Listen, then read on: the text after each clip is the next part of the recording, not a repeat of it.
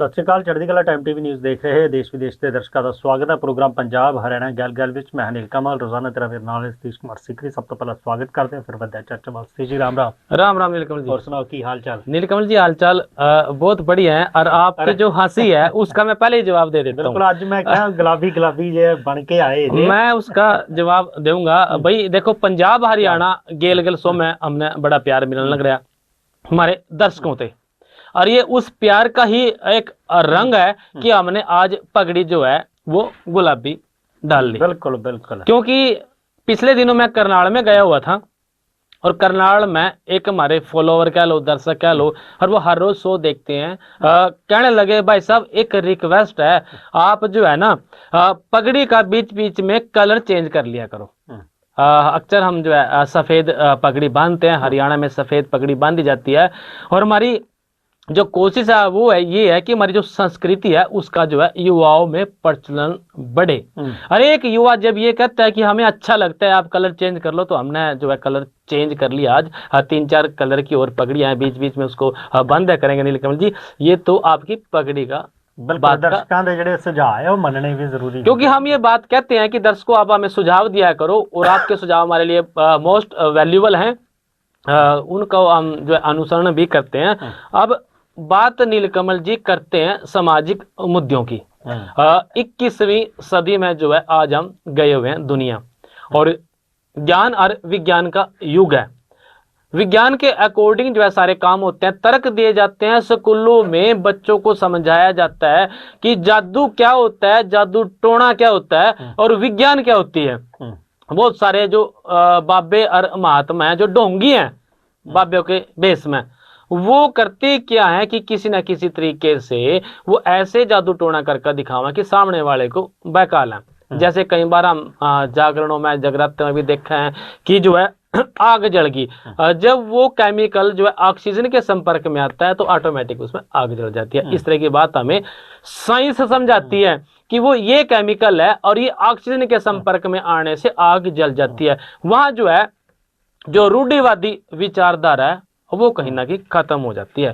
अब मैं बात करने लग रहा है नीलकमल जी, एक बाबा है शिवम बाबा है, ये मोगा के डेरा का कोटकपुर में इसका जो है डेरा है, पंजाब की मैं बात करने लग रहा। ये जो है इलाज करता है लोगों का। आए दिन आप देखते होंगे नीलकमल जी कि बहुत सारे बाबे इस तरह से जो है इलाज करते हैं और उसकी जो है वीडियो सोशल मीडिया पे वायरल कर देते हैं। फिर लोग देखा देखी, एक दूसरे के देखा देखी जो है उस वीडियो के माध्यम से वहां पहुंचते हैं, अभी चलो हम भी अपना इलाज करावा, क्योंकि दुखिया बहुत है इस दुनिया में, और जहां जिसना लगा भाई यहाँ मेरा इलाज हो सके तो वो वहीं पहुंच जाते हैं। पंजाब के मोगा में एक बाबा का वीडियो वायरल हो रहा, और उसने जो है एक महिला को ऑक्सीजन की पाइप लगी हुई थी। उसने जो है उस ऑक्सीजन की पाइप को हटाने की बात कह दी, भी इसको हटा दो और मैं अपने टोटके से इसको ठीक कर दूंगा। लेकिन जब ऑक्सीजन की पाइप हट गई तो उस महिला की हालत जो है वो बिगड़ने लगी, और इस पर फिर बाबे ने अपनी बात को संभाल दे कहने लगा कि आज मेरा जो टोटका है वो काम नहीं कर रहा। पंजाब के मोगा का ये बाबा है शिवम नाथ, और एक वीडियो इसका वायरल हुआ जिसकी वजह से ये सुर्खियों में आ गया। ऑक्सीजन हटाने का दावा किया कि बड़े दरबार में उसने अपने टोटके कर महिला को नाक पर लगी जो ऑक्सीजन का जो सिलेंडर था, जो नाड़ी लग रही थी, वह तरवा दी, और उसकी वजह से उसकी जो है हालत बिगड़ गई। बाबे ने बात संभाली और कहने लगा मेरा टोटका आज जो है काम नहीं करया। देखो भाई, ऑक्सीजन के बिना मानव के जीवन की कल्पना नहीं करी जा सकती। जिसको ऑक्सीजन लेने में, सांस लेने में दिक्कत आने लग रही, डॉक्टर ने उसको ऑक्सीजन लगा दी भाई, ताकि उसके जो है सांस आसानी से आंदे रहे। डॉक्टर ने बाबे ने वो हटवा दी, तो नेचुरली है कि उसकी हालत बिगड़ने थे। इस तरह के कंडीशन में जो वो महिला थी उसकी जान जो है जोखिम में आ गई, सांस उखड़ गई, और दोबारा जो है उसको फिर वो ऑक्सीजन लगानी पड़ी। इस तरह के काम कर देते हैं बाबे। 21वीं सदी में हम जीने लग रहे, हमें जो है इन सब चीजों का ध्यान रखना चाहिए कि डॉक्टर क्या है और बाबे क्या है। देखो, आस्था एक अलग चीज है और रूढ़िवादिता एक अलग चीज है। हमने को दोनों को अलग अलग करके उनको समझना चाहिए कि हमारी आस्था कहाँ है और रूढ़िवादिता कहाँ है। एक बार का मैं जिक्र करूं नीलकमल जी, एक लड़का था, उसकी डेथ होगी हॉस्पिटल में, एडमिट था, डेथ होगी तो डॉक्टर ने डिक्लेयर कर दिया और उसको घर ले आने लग रहे थे। जैसे ही उसके परिवार वालों को पता चला, जो उसकी घर की महिलाएं थी, माँ थी या दूसरी थी, भाई इस लड़के की डेथ होगी, उन्हें विश्वास नहीं होया, क्योंकि एक माँ ने कभी भी अपने जवान बेटे की मौत पर विश्वास नहीं होता। उसकी किडनी खराब हो रही थी, इत्तेफाक से उस लड़के में किडनी भी एक ही थी, वो खराब होगी किसी कारण से। जब उसको घर ले आने लग रहे थे तो उससे पहले टोने टोटके भी चला करना थे। अपने बच्चे को बचाने के लिए बहुत सारे काम जो है परिवार वाले कर रहे हैं। वो एक किसी भगत की शरण में चले गए और उस भगत ने कह दिया कि जो है 1.25 मणि लगा दो, इतने का प्रसाद कबूल दो, गौशाला में जो है चारा दे दो, मूलियां खिला दो, आपके बच्चे का जो कष्ट जो है ठीक हो जाएगा। जब वो इस तरह का इलाज भी साथ साथ चलने लग रहा था तो उस दौरान खबर आ गई मौत की, कि लड़के की मौत होगी। उसकी मां ने विश्वास नहीं होया और उसने उस बाबे को फोन करा और बाबा आगे ते कहने लग रहा कि 5.25 रुपए छुआ का दर्द है उसके ऊपर ने। मतलब ये है रूढ़िवादिता। साइंस ने डिक्लेयर कर दिया, डॉक्टरों ने डिक्लेयर कर दिया भी मौत होगी, और उसके बाद वो बाबा कौन सा अंतर्यामी था, वो 5 रुपए के प्रसाद की वहां बात करने लग रहा है कि 5 रुपए छुआएगा दर्द हो, बच्चा ठीक हो जाएगा। तो हमने जो है इन सब चीजों से बच के चलना है। साइंस का अपना एक अलग विजन होता है और रूढ़िवादिता जो है उससे बिल्कुल हटके है। तो ये खबर का जिक्र इसलिए करना पड़ गया क्योंकि 21वीं सदी में हम जीने लग रहे और फिर इस तरह की बातें सामने आवा है तो दुख बड़ा हुआ है, क्योंकि आज के टाइम में अनपढ़ लोग नहीं रह रहे, लगभग सारे के सारे पढ़े लिखे हो गए और जो है 10वीं तक तो साइंस पर पढ़ाई जरूर जावा है। जी नीलकमल जी, बिल्कुल। ਇਹ ਜਿਹੜਾ ਬਾਬਾ ਹੈਗਾ ਇਹਦੀਆਂ ਪਹਿਲਾਂ ਵੀ ਵੀਡੀਓ ਜਿਹੜੀਆਂ ਨੇ ਉਹ ਆਉਂਦੀਆਂ ਰਹਿੰਦੀਆਂ ਨੇ ਤਾਂ ਸੋਸ਼ਲ ਮੀਡੀਆ ਤੇ ਕਾਫੀ ਕਿ ਇਹ ਤਾਂ ਲੋਕ ਕਈ ਵਾਰ ਦੇਖਦੇ ਵੀ ਹੈ ਨੇ। ਇਹ ਅਕਸਰ ਇਲਾਜ ਦਾ ਦਾਵਾ ਕਰਦੇ।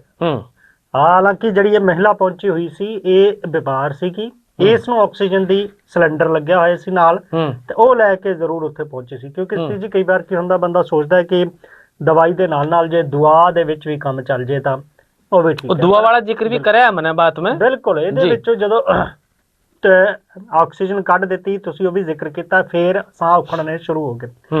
ਇਹ ਗੱਲ ਉਹ ਹੈਗੀ ਹੈ ਕਿ ਆਖਰ ਜੇ ਤੁਸੀਂ ਕਿਸੇ ਨੂੰ ਵਿਸ਼ਵਾਸ ਦਿਵਾਉਂਦੇ ਹੋ ਜੋ ਉਸਦੀ ਆਸਥਾ ਹੈ ਤਾਂ ਘੱਟੋ ਘੱਟ ਉਹਦੇ ਨਾਲ ਇਦਾਂ ਦਾ ਖਿਲਵਾੜ ਨਾ ਕਰੋ ਕਿ ਤੁਸੀਂ ਜਿਹੜੀ ਉਹਨੂੰ ਮੈਡੀਕਲ ਸਹਾਇਤਾ ਮਿਲ ਰਹੀ ਹੈ ਉਹਦੇ ਤੋਂ ਉਹਨੂੰ ਤੋੜ ਦੇਵੋ।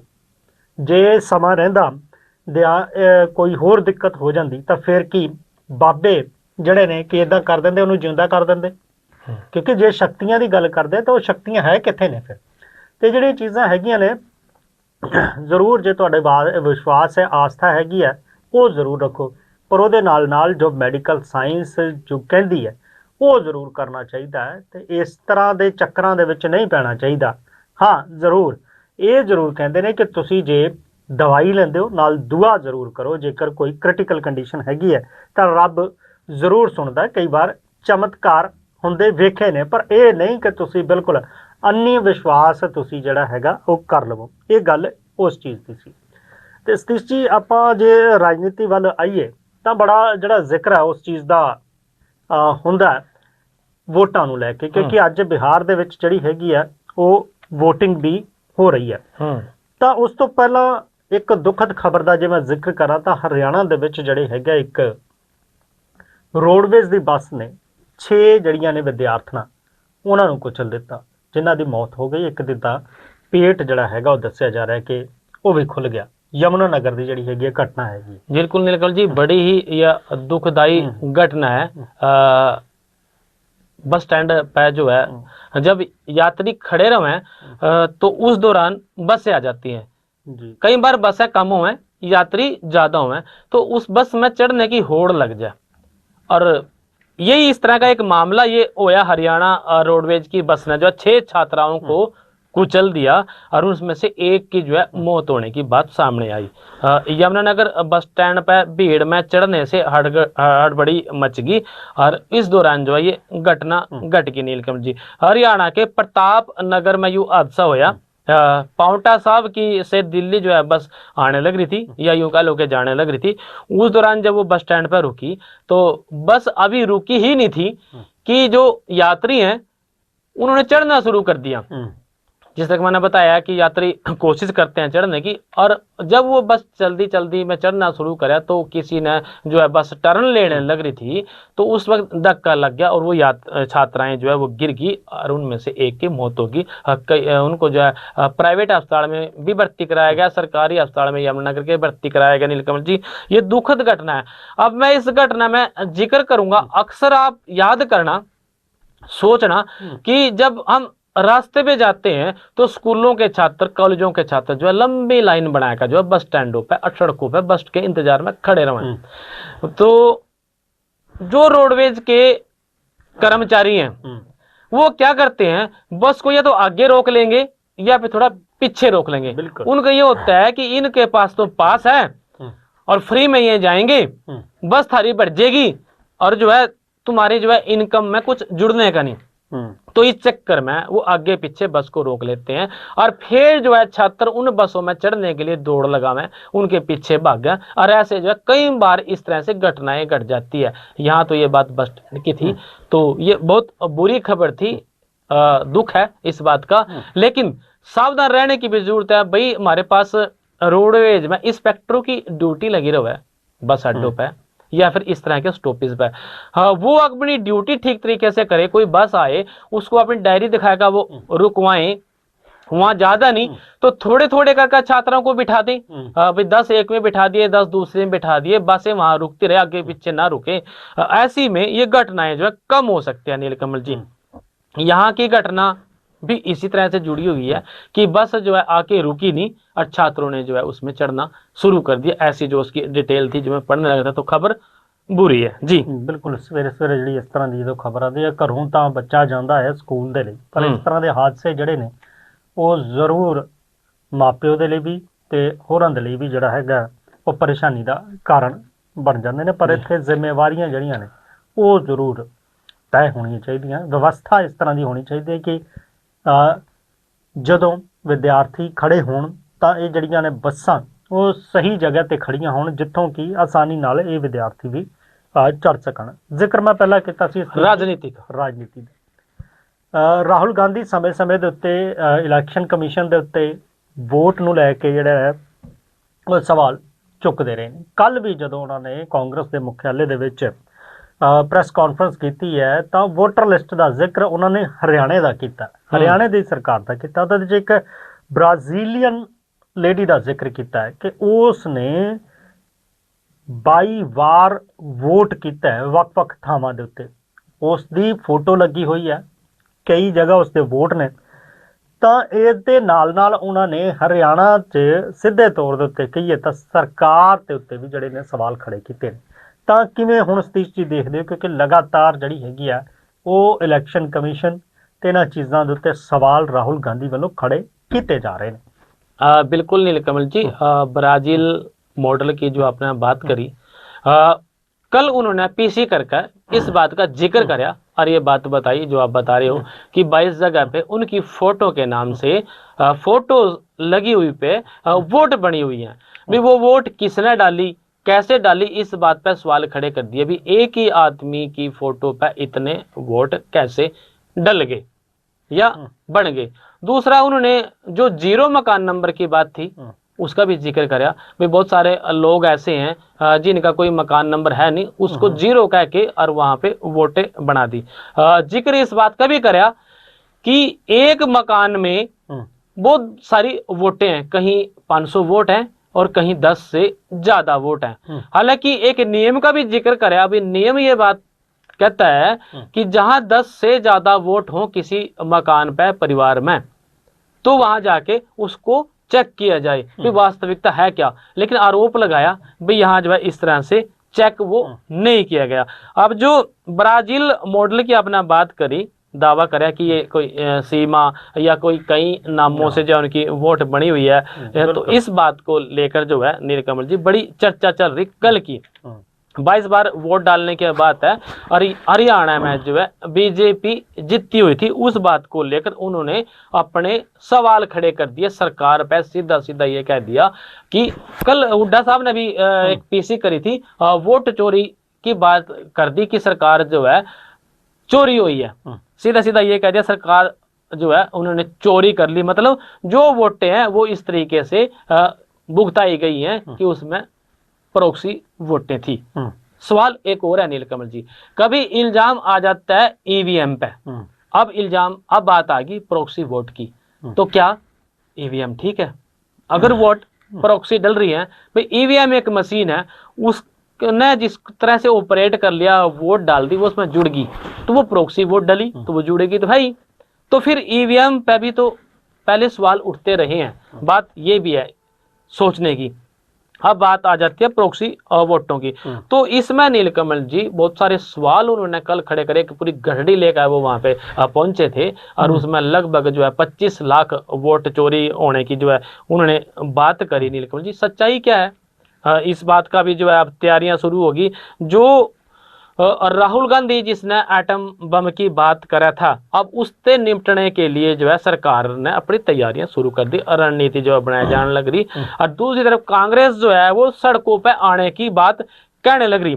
कांग्रेस के सांसद और लोकसभा के नेता प्रतिपक्ष जो राहुल गांधी हैं, उन्होंने 25 लाख वोट चोरी का आरोप लगा दिया। दिल्ली में कांग्रेस मुख्यालय में उन्होंने मीडिया के सामने आंकड़े पेश करे। इसके बाद हरियाणा जो भाजपा संगठन और जो दोनों है, उन्होंने अपने स्तर पर इसको काउंटर करने के लिए तैयारियां जो है वो शुरू कर दी। उधर से जो है जो चुनाव आयोग है वो भी ये कहने लग रहा, उन्होंने भी अपनी एक पोस्ट डाली कि एक बात का जवाब दिया जाएगा, मतलब उस बात को उन्होंने डिनाई कर दिया भी राहुल गांधी झूठ कहने लग रहे। लेकिन दूसरी तरफ चर्चा इस बात की भी होगी, भाई राहुल गांधी जिसको लोग पप्पू कहता, वो पप्पू नहीं है, वो बड़ा सियाना है, क्योंकि ਹੁਣ परिपक्व हो गया राजनीति ਦੇ ਵਿੱਚ, ਜਿੱਥੇ ਉਹਨਾਂ ਦੀ ਹਰ ਗੱਲ ਨੂੰ ਲੈ ਕੇ ਪਹਿਲਾਂ पप्पू नहीं, वो परिपक्व है, परिपक्व हो गया इस चीज ਨੂੰ ਲੈ के जी। लेकिन लोग है नाम बिगाड़ गया, किसी को कुछ कह देते हैं, किसी कुछ कह देते हैं। अब परिपक्वता इस वक्त आ गई कि वो एक इल्जाम, एक सवाल, एक आरोप लगा दें और उस बात के लिए सारी जगह जो है एक किस्म से कहते हैं ना सनसनी फैल जाए, और उसके बाद का जवाब देने के लिए बहुत सारी स्तर पर तैयारियां वो शुरू हो जाएं। अब ये तैयारियां शुरू होगी। इस बारे में हरियाणा के जो मुख्य चुनाव अधिकारी हैं, सीईओ ने सोशल मीडिया पर पोस्ट करके कहा कि जल्दी राहुल गांधी के आरोपों का जवाब हम देंगे। उधर तक सत्ताधारी बीजेपी ने के जो नेता अभी संगठन स्तर पर रणनीति जो बनाने में वो जुट गए हैं, और कांग्रेस के नेता दिल्ली पहुंच गए, जहां उन्होंने वोट चोरी के खिलाफ प्रदेश भर में सड़कों पर उतरने की तैयारियां कर दी। मामला गंभीर है, क्योंकि कुछ दिन पहले इलेक्शन हुए थे और एक बात चली थी भाई हरियाणा में जो है कांग्रेस की सरकार आएगी, ऐसा माहौल नजर आ रहा था लोगों को। लेकिन जो परिणाम था वो उसके विपरीत आया। हालांकि जब जो है शुरुआती दौर में बैल्टों की गिनती करी गई, बैलेट पेपरों की, तो कांग्रेस का रुझान था अच्छे स्तर पर, लेकिन जब मशीनों से गिनती शुरू हुई तो वो दबा दब जो है बदलता चलेगा। इस बात को लेकर जो है ये चर्चा करी। हरियाणा के सीएम साहब का भी उन्होंने एक वीडियो दिखाया, जिसमें उन्होंने कहा कि हमारे पास सारे के सारे जो व्यवस्थाएं हैं और हम सरकार बना रहे हैं, हम जीत रहे हैं। इस बात को लेकर उन्हें यहां जोड़ दिया भी वो क्या व्यवस्थाएं थी। ये सब चीजें जो है आजकल हरियाणा की राजनीति में और चुनाव आयोग में चर्चा का विषय बनी हुई है। हालांकि सच्चाई क्या है, आरोप कितने सच्चे हैं, ये जो है देखो आरोप पहले भी लगाए थे। बिल्कुल ਜਿਹੜੀਆਂ ਚੀਜ਼ਾਂ ਰਾਹੁਲ ਗਾਂਧੀ ਨੇ ਕਹੀਆਂ ਨੇ ਐਡੀ ਵੱਡੀ ਵੋਟਰ ਲਿਸਟ ਦੇ ਵਿੱਚੋਂ ਇੰਨਾ ਕੁਝ ਖੰਗਾਲ ਕੇ ਇੱਕ ਪ੍ਰੈਜੈਂਟੇਸ਼ਨ ਦੇ ਜ਼ਰੀਏ ਉਹ ਚੀਜ਼ ਸਾਹਮਣੇ ਰੱਖੀ ਹੈ ਕਿ ਇੱਕ ਬ੍ਰਾਜ਼ੀਲੀਅਨ ਮਾਡਲ ਜਿਹੜੀ ਹੈਗੀ ਉਹਦੀ ਫੋਟੋ ਲੱਗੀ ਹੋਈ ਹੈ ਤੇ ਵੱਖ-ਵੱਖ ਨਾਵਾਂ ਦੇ ਉੱਪਰ ਉਸ ਦਾ ਨਾਮ ਹਰਿਆਣਾ ਦੀ ਵੋਟਰ ਲਿਸਟ 'ਚ ਕੀ ਕਰ ਰਿਹਾ। ਇਹ ਇੱਕ ਵੱਡਾ ਸਵਾਲ ਇਹ ਹੈਗਾ ਤੇ ਇਸੇ ਨੂੰ ਆਧਾਰ ਬਣਾ ਕੇ ਜਦੋਂ ਪਹਿਲਾਂ ਵੀ ਇੱਕ ਪ੍ਰੈਜੈਂਟੇਸ਼ਨ ਦਿੱਤੀ ਗਈ ਸੀ, ਉਦੋਂ ਵੀ ਹਰਿਆਣਾ ਦਾ ਜਿਹੜਾ ਜ਼ਿਕਰ ਕੀਤਾ ਗਿਆ ਸੀਗਾ ਕਿ ਹਰਿਆਣੇ 'ਚ ਵੋਟਾਂ ਜਿਹੜੀਆਂ ਨੇ ਉਹ ਚੋਰੀ ਹੋਈਆਂ ਨੇ। ਇੱਥੇ ਉਹਨਾਂ ਨੇ ਇਹ ਸਵਾਲ ਖੜਾ ਕਰ ਦਿੱਤਾ ਕਿ ਹਰ 8 ਵਿੱਚੋਂ ਇੱਕ ਵੋਟ ਜਿਹੜੀ ਹੈਗੀ ਆ ਉਹ ਚੋਰੀ ਹੈ ਜਾਂ ਫਰਜ਼ੀ ਹੈਗੀ। ਇਹ ਜਿਹੜੇ ਸਵਾਲ ਉਹਨਾਂ ਨੇ ਖੜੇ ਕੀਤੇ, ਤਾਂ ਸਵਾਲਾਂ ਦੇ ਵਿੱਚ ਇੱਕ ਗੱਲ ਵੀ ਸਿੱਧੇ ਤੌਰ ਤੇ ਕਹਿਣ ਵਾਲੀ ਕਿ ਸਰਕਾਰ ਜਿਹੜੀ ਹੈਗੀ ਆ ਉਹ ਵੋਟਾਂ ਕਰਕੇ ਜਿਹੜੀ ਹੈਗੀ ਆ ਉਹ ਚੋਰੀ ਹੋਈ।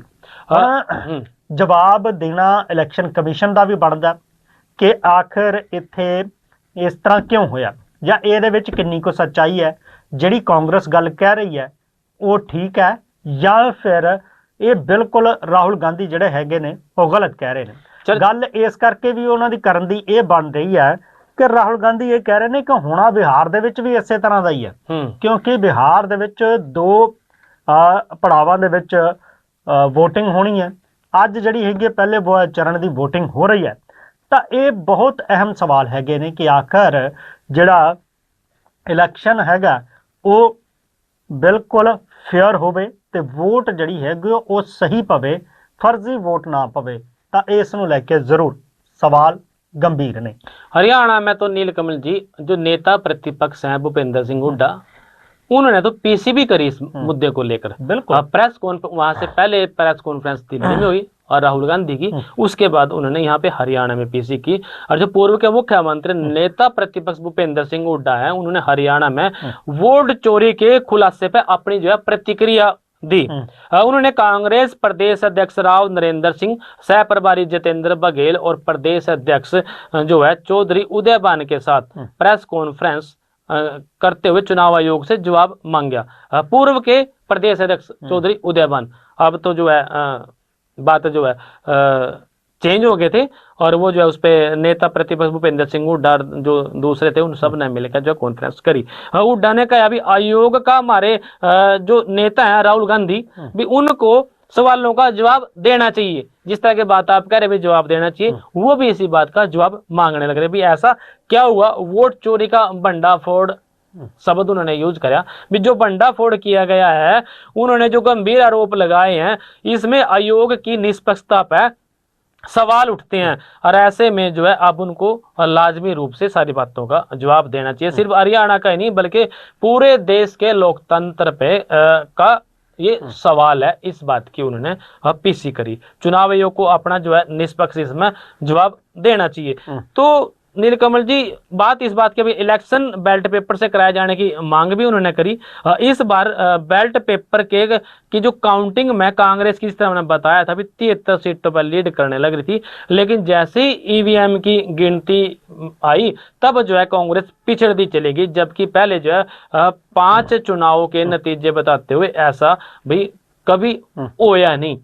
मतलब ये सारी की सारी जो बात है भूपेंद्र सिंह हुड्डा ने अपनी जो है पीसी में की और उसके लिए बाकायदा जो है एक प्रेस नोट भी कह लो, खबर भी कह दो, वो जारी करी गई। बिल्कुल जाहिर तौर ਤੇ ਜਦੋਂ ਮਾਹੌਲ ਇਸ ਤਰ੍ਹਾਂ ਦਾ ਬਣਿਆ ਹੋਵੇ ਵੀ ਤੁਹਾਡੀ ਸਰਕਾਰ ਆਉਣ ਵਾਲੀ ਹੈ, ਤੁਹਾਨੂੰ ਵੀ ਉਮੀਦ ਹੋਵੇ ਵੀ ਕਿ ਸੱਤਾ 'ਚ ਬੈਠਾਂਗੇ, ਫਿਰ ਜਦੋਂ ਸਰਕਾਰ ਕਿਸੇ ਦੂਸਰੇ ਦੀ ਆ ਜਾਂਦੀ ਹੈ ਉਹਦੇ ਬਾਅਦ 'ਚ ਤੁਸੀਂ ਪ੍ਰੈਜੈਂਟੇਸ਼ਨ ਇਸ ਤਰ੍ਹਾਂ ਦੀ ਵੀ ਆਉਂਦੀ ਹੈ ਕਿ ਧਾਂਦਲੀਆਂ ਹੋਈਆਂ ਨੇ, ਤੁਸੀਂ ਉਸ ਨੂੰ ਆਪਣੇ ਵੱਲੋਂ ਪ੍ਰੂਫ ਵੀ ਕਰ ਰਹੇ ਹੋ, ਲੋਕਾਂ ਤੱਕ ਰੱਖ ਰਹੇ ਹੋ, ਤਾਂ ਸਵਾਲ ਤਾਂ ਜਿਹੜਾ ਹੈਗਾ ਖੜਾ ਕਰਨਾ ਬਣਦਾ। ਵਿਰੋਧੀ ਧਿਰ ਦੀ ਭੂਮਿਕਾ ਇੱਕ ਕਿਸਮ ਨਾਲ ਇਹਨਾਂ ਮੁੱਦਿਆਂ ਨੂੰ ਚੁੱਕ ਕੇ ਕਾਂਗਰਸ ਜਿਹੜੀ ਆ ਨਿਭਾ ਰਹੀ ਹੈ।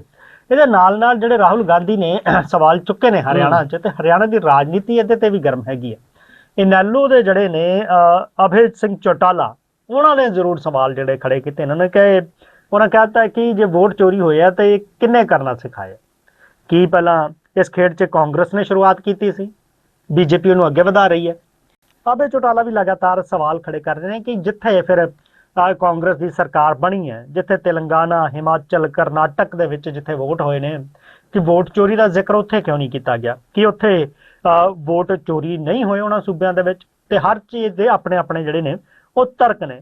ਜੇ ਭਾਰਤੀ ਜਨਤਾ ਪਾਰਟੀ ਵੀ ਲਗਾਤਾਰ ਇਹਨੂੰ ਕਾਊਂਟਰ ਕਰ ਰਹੀ ਹੈ। ਮੋਹਨ ਲਾਲ ਬੜੋਲੀ ਤਾਂ ਇਹ ਕਹਿੰਦੇ ਨੇ ਕਿ ਰਾਹੁਲ ਗਾਂਧੀ ਜਿਹੜੇ ਨੇ ਉਹ ਆਪਣੀ ਅਸਫਲਤਾ ਨੂੰ ਜਿਹੜਾ ਹੈਗਾ ਉਹ ਛੁਪਾਉਣ ਦੀ ਕੋਸ਼ਿਸ਼ ਕਰ ਰਹੇ ਨੇ। ਉਹ ਇਸ ਨੂੰ ਫਰਜ਼ੀ ਪ੍ਰੈਸ ਕਾਨਫਰੰਸ ਵੀ ਦੱਸ ਰਹੇ ਨੇ। ਬਿਹਾਰ 'ਚ VOTING ਤੋਂ ਪਹਿਲਾਂ ਹਰਿਆਣਾ ਦੀ ਕਹਿੰਦੇ ਕਿ ਕਹਾਣੀ ਸੁਣਾਈ ਜਾ ਰਹੀ ਹੈ। ਤਾਂ ਇਹ ਸਾਰੀਆਂ ਚੀਜ਼ਾਂ ਜਿਹੜੀਆਂ ਨੇ ਕਹੀਏ ਤਾਂ ਕਾਂਗਰਸ ਆਪਣਾ ਪੱਖ ਰੱਖ ਰਹੀ ਹੈ, ਬੀਜੇਪੀ ਡਿਫੈਂਸਿੰਗ ਮੋਡ ਤੇ ਲੱਗ ਰਹੀ ਹੈ। ਤਾਂ ਹੁਣ इलेक्शन कमीशन भी इन्हां दे सवालों के जवाब देने दी एक बात है कमल जी, प्रेस कॉन्फ्रेंस फर्जी कैसे होगी? क्या वहां पत्रकार नहीं थे? बिल्कुल ये कह सकते हैं आरोप जो है वो फर्जी आरोप लगाए वो फर्जी है। यहाँ कहने पे तो भाई सीधा भी प्रेस कॉन्फ्रेंस फर्जी है, वो तो देखो अगर फर्जी है तो सीधा फिर FIR दर्ज कराओ। फर्जी प्रेस कॉन्फ्रेंस हो ही नहीं। सवाल ये भी बनता है, इस बात की भी चर्चा लोग जो है करने लग रहे। बिल्कुल चर्चा जी है वो हो भी रही है किते ना किते मोड हुण डिफेंसिव भी हुंदा जा रहा है कि आखिर डिफेंस दे विच जिहड़ियां ने वो कीता जावे। राव नरेंद्र सिंह जो हरियाणा के अध्यक्ष है, नए नए बने थे, राहुल गांधी के इस खुलासे पर नीलकमल जी उन्होंने भी अपनी बात कही और हरियाणा में 25 लाख वोटों की हेराफेरी की गई और उसमें ये बताया, जिस तरह का आपने बताया था भी, और 8 वोट के बाद 1 वोट जो है फर्जी वोट था, जनादेश जो है वो चुरा लिया गया। और ये लड़ाई केवल कांग्रेस की नहीं बल्कि लोकतंत्र की और देश के संविधान को बचाने की इसमें बात करेगी। पोस्टल बैलेट पेपर से कांग्रेस आगे आगे थी, जिसका उन्होंने जिक्र करा, और मशीन खुलते ही भाजपा आगे होगी, और जीत में सिर्फ जो है 22,779 वोटों का अंतर था जो उन्होंने बताया। जबकि लोकसभा चुनाव के बाद 3.5 लाख वोट वो काट दिए गए, हटा दिए गए। ये ऐसे लोग थे जिन्होंने जो है लोकसभा में तो अपना वोट पाया, लेकिन विधानसभा में वो अपना वोट पा नहीं सके। इस बात को लेकर वो अब प्रदर्शन करने की बात कहने लग रहे। सच्चाई क्या है धीरे धीरे सामने आ जाएगी, क्योंकि अब जो है इस पे चुनाव आयोग भी अपनी बात रखेगा, बीजेपी वाले भी अपनी बात रखेंगे, और कांग्रेस वाले तो अपनी बात रखने लग रहे हैं। जनता से भी जो है प्रतिक्रियाएं सामने जरूर आएंगी। बिल्कुल देखना तो यह है कि हुण आखिर ਇਹਦੇ ਵਿੱਚੋਂ ਨਿਕਲਦਾ ਕੀ ਹੈ ਕਿ ਇਹ ਤਾਂ ਪਾਰਦਰਸ਼ੀ ਢੰਗ ਨਾਲ ਜੇ ਕੁਝ ਸਾਹਮਣੇ ਲਿਆਂਦਾ ਜਾਂਦਾ ਤਾਂ ਕੀ ਕੁਝ ਜਿਹੜੀਆਂ ਚੀਜ਼ਾਂ ਨੇ ਉਹ ਨਿਕਲਣਗੀਆਂ।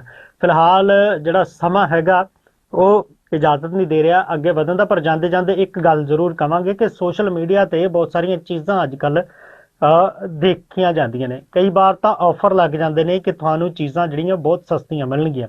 ਇਸੇ ਤਰ੍ਹਾਂ ਦਾ ਕੱਲ ਇੱਕ ਜਿਹੜਾ ਹੈਗਾ ਲੁਧਿਆਣੇ ਦੇ ਵਿੱਚ ਦੇਖਿਆ ਗਿਆ ਕਿ ਬਹੁਤ ਹੰਗਾਮਾ ਜਿਹੜਾ ਸਤੀਸ਼ ਜੀ ਉਹ ਚੱਲਦਾ ਰਿਹਾ, ਕਿਉਂਕਿ ਕੱਲ ਗੁਰਪੁਰਬ ਸੀਗਾ। ਉਸ ਤੋਂ ਪਹਿਲਾਂ ਇੱਕ ਵੀਡੀਓ ਜ਼ਰੂਰ ਸੋਸ਼ਲ ਮੀਡੀਆ ਤੇ ਆਈ ਕਿ 13 ਰੁਪਏ ਦੇ ਵਿੱਚ ਦੁਕਾਨਦਾਰ ਜਿਹੜਾ ਹੈਗਾ ਉਹ ਸ਼ਰਟ ਦੇਣ ਦੀ ਗੱਲ ਕਰ ਰਿਹਾ ਸੀਗਾ, ਤੇ ਜਦੋਂ ਕਹਿੰਦੇ ਕਿ ਸਵੇਰ ਨੂੰ 5 रुपए की एक रील आती है, ਬਿਲकुਲ पूरी की पूरी कमीज 13 रुपए च देनी सीगी। तभी तो मैंने कहा 5 रुपए की रील आवा जी, इससे वो कमीज सिल दी जावे। हाँ, ਫਿਰ ਉਹ ਉੱਥੇ ਜਦੋਂ ਲੋਕ ਪਹੁੰਚ ਗਏ ਤਾਂ ਉੱਥੇ ਹੰਗਾਮਾ ਖੜਾ ਹੋ ਗਿਆ ਤੇ ਉਹਨੇ 13 ਰੁਪਏ ਦੀ ਸ਼ਰਟ ਦੇਣ ਤੋਂ ਇਨਕਾਰ ਕਰ ਦਿੱਤਾ। ਉਹ ਤਾਂ ਕਹਿ ਰਿਹਾ ਕਿ ਬਾਅਦ ਚ ਸਫਾਈ ਇਹ ਦਿੱਤੀ ਕਿ ਜਿਹੜੇ 50 ਲੋਕ ਪਹਿਲਾਂ ਆਉਣੇ ਸੀਗੇ ਮੈਂ ਉਹਨਾਂ ਨੂੰ 13 ਰੁਪਏ ਦੀ ਸ਼ਰਟ ਦੇਣ ਦੀ ਗੱਲ ਕੀਤੀ ਸੀ। ਨਿਯਮ ਔਰ ਸ਼ਰਤਾਂ ਲਾਗੂ का तो फायदा उठाया जावे। ਬਿਲਕੁਲ ਇਹ ਫਾਇਦਾ ਤਾਂ ਚੱਕਿਆ ਜਾਂਦਾ, ਪਰ ਕਈ ਵਾਰ ਕੀ ਹੁੰਦਾ ਤੁਸੀਂ ਸੇਲ ਵਧਾਉਣ ਦੇ ਚੱਕਰ 'ਚ ਜਾਂ ਕਰਨ ਦੇ ਚੱਕਰ 'ਚ ਉਹ ਚੀਜ਼ਾਂ ਲੋਕਾਂ ਨੂੰ ਦੱਸਦੇ ਹੀ ਨਹੀਂ ਜਿਹੜੀ ਅਸਲ ਦੇ ਵਿੱਚ ਹੁੰਦੀਆਂ ਨੇ। ਤਾਂ ਸੇਲ ਵਧਾਉਣ ਲਈ ਗਲਤ ਜਾਣਕਾਰੀ ਜਦੋਂ ਲੋਕਾਂ ਦੇ ਵਿੱਚ ਪੁੱਜਦੀ ਹੈ ਤਾਂ ਫਿਰ ਇਸ ਤਰ੍ਹਾਂ ਦੀਆਂ ਚੀਜ਼ਾਂ ਜਿਹੜੀਆਂ ਨੇ ਉਹ ਹੁੰਦੀਆਂ ਨੇ। ਤਾਂ ਤੁਸੀਂ ਜੇਕਰ ਇਹ ਚੀਜ਼ ਦੇਖਦੇ ਹੋ ਕਿ ਸੋਸ਼ਲ ਮੀਡੀਆ ਤੇ ਤੁਹਾਨੂੰ ਕੋਈ ਚੀਜ਼ ਸਸਤੀ ਮਿਲ ਰਹੀ ਹੈ ਜਾਂ ਕੋਈ ਦੁਕਾਨਦਾਰ ਦਾਅਵਾ ਕਰਦਾ ਹੈ ਕਿ ਇੱਥੇ ਆ ਕੇ ਤੁਹਾਨੂੰ ਬਿਲਕੁਲ ਇਸ ਤਰ੍ਹਾਂ ਦੀ ਚੀਜ਼ ਹੈਗੀ ਜਿਹੜੀ ਬਾਜ਼ਾਰ 'ਚ ਰੇਟ ਤੋਂ ਨਹੀਂ ਮਿਲ ਸਕਦੀ, ਤੁਹਾਨੂੰ ਇੱਥੋਂ ਮਿਲੇਗੀ, ਤਾਂ ਉਹਦੀ ਇੱਕ ਵਾਰੀ ਬਈ ਪੜਤਾਲ ਜ਼ਰੂਰ ਕਰ ਲਓ ਕਿਤੇ ਉਹਨਾਂ ਲੋਕਾਂ ਦੇ ਵਾਂਗ ਨਾ ਤੁਹਾਡਾ ਹਾਲ ਹੋਵੇ ਕਿ ਜਿਹੜੇ ਕੱਲ ਸਵੇਰੇ 7-8 ਵਜੇ ਤੋਂ ਹੀ ਦੁਕਾਨ ਦੇ ਉੱਤੇ ਪਹੁੰਚ ਗਏ ਸੀਗੇ 13 ਰੁਪਏ ਦੀ ਸ਼ਰਟ ਲੈਣ ਦੇ ਲਈ, ਪਰ ਸ਼ਰਟ ਮਿਲੀ ਨਹੀਂ। ਦੁਕਾਨਦਾਰ ਜਿਹੜਾ ਹੈਗਾ ਉੱਥੋਂ ਭੱਜਦਾ ਹੋਇਆ ਉਹ ਨਜ਼ਰ ਆਇਆ। ਤਾਂ ਇਸ ਕਰਕੇ ਸੋਸ਼ਲ ਮੀਡੀਆ ਦੇ ਉੱਤੇ ਜਿੰਨੀਆਂ ਜਾਣਕਾਰੀਆਂ ਨੇ ਉਹਨਾਂ ਨੂੰ ਯਕੀਨ ਕਰਨ ਤੋਂ ਪਹਿਲਾਂ ਇੱਕ ਵਾਰ ਜ਼ਰੂਰ वेरीफाई जड़ा है ਤੁਹਾਨੂੰ कर लेना चाहिए। सोशल मीडिया की भी ताकत है नीलकमल जी। जिस ग्राहकों को बुलाने के लिए उसने सोशल मीडिया का सहारा लिया था, उसमें इस चीज का सहारा ले लिया, अभी 13 रुपए में हम जो है वो शर्ट देंगे, फिर जो है भीड़ इतनी होगी सोशल मीडिया ने इकट्ठी कर दी कि वो भागदा नजर आया, जहां इकट्ठे करने थे उन्हीं से भागदा नजर आया। तो इन चीजों से बचना चाहिए। ये भी गल है ना कि तुसी गलत जड़ी हैगी है जानकारी दे के, मैं वही तो कह रहा, अभी आपने गलत जानकारी से बुला तो लिया, आप उसको संभाल नहीं पाए, फिर खुद ही भाग गए वहां से। बिल्कुल लोकां नूं जिहड़ा हैगा तुसी भरमा रहे हो, ਤਾਂ ਇਹਦੇ ਨਾਲ ਨਾਲ ਜਿਹੜਾ ਹੈਗਾ ਤੁਹਾਨੂੰ ਉਹਨਾਂ ਚੀਜ਼ਾਂ ਤੋਂ ਵੀ ਬਚਣਾ ਚਾਹੀਦਾ। ਕਈ ਵਾਰ ਅਜਿਹੀਆਂ ਚੀਜ਼ਾਂ ਦੇ ਵਿੱਚ ਸਸਤੇ ਦਾ ਲਾਲਚ ਦੇ ਕੇ ਤੁਹਾਡੇ ਨਾਲ ਠੱਗੀ ਵੀ ਹੋ ਜਾਂਦੀ ਹੈ। ਤਾਂ ਫਿਲਹਾਲ ਪ੍ਰੋਗਰਾਮ ਦੇ ਵਿੱਚ ਵੇਲਾ ਜਿਹੜਾ ਹੈਗਾ ਉਹ ਤੁਹਾਡੇ ਤੋਂ ਇਜਾਜ਼ਤ ਲੈਣ ਦਾ ਹੋ ਚੱਲਿਆ। ਫਿਰ ਮਿਲਾਂਗੇ ਇਸੇ ਪ੍ਰੋਗਰਾਮ ਦੇ ਵਿੱਚ, ਤਦ ਤੱਕ ਲਈ ਮੈਨੂੰ ਅਤੇ ਸਤੀਸ਼ ਕੁਮਾਰ ਸੀਕਰੀ ਨੂੰ ਤੁਸੀਂ ਦਿਓ ਇਜਾਜ਼ਤ। ਤੁਸੀਂ ਬਣੇ ਰਹੋ ਚੜ੍ਹਦੀ ਕਲਾ ਟਾਈਮ ਟੀਵੀ ਦੇ ਨਾਲ। राम राम जी।